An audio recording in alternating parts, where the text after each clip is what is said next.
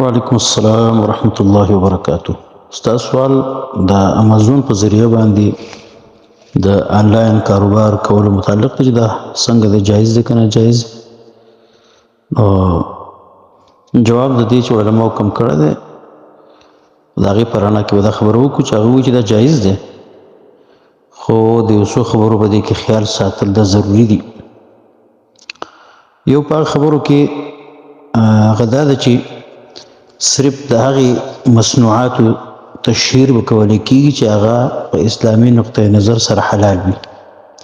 او کوم څیزونه چې په اسلام کې حرام دي د هغې تشهیر کول او بیا په هغې پیسې ګټل دا ناجایز دي او حرام دي.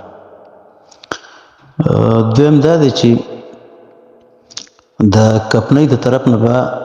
د مصنوعاتو حقیقي صفات چې کوم دي، مواصفات، قیمت، حوالګي، دا ټول په واضح طریقې سره به دا درج وي.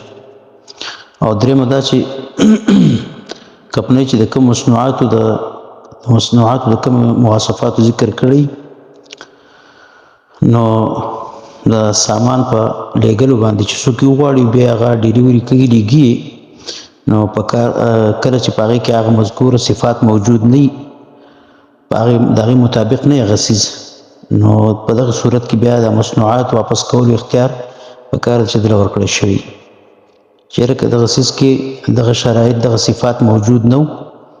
دغه مواصفات نو دا څیز بیا واپس کولو اختیار دی تاسو ته، چې دا اختیار پکې ورکړی شوی. بل دا چې د اډر کول نه وروستو مقرر کوم تاریخ چې هغوی ښودی چې په دې تاریخ په تاسو در رسي او په هغې باندې میلاو نه شي یا ډیر تاخیر وشي، وروستوالی پکې ډیر راشي، نو په دغه صورت کې دا اختیار ومي چې دا اډر کینسل کولی شي دا کس. او بله خبره دا ده چې که سامان میلاو نشي یا هغه به نشي، په هغې صورت کې د مصنوعاتو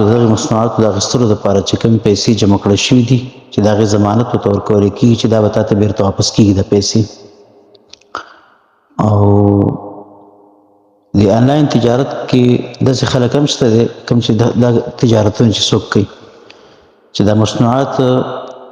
کوم چې دا کسان اشتهار یې ورکړی دی هغه دوی سره یي نه، صرف بس اشتهار بازي کوي،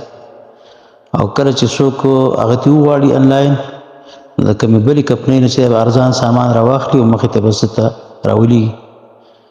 نو دې طریقې کې شرعي او څو قباحتونه دي. مثلا داسې څیز اخیستل چا د ده خرڅول چې د ملکیت کې نه دی، او په سامان باندې قبضې کول نه مخکې چې کوم دی نو بل چا باندې خرڅول، دې کې خو دغه راځي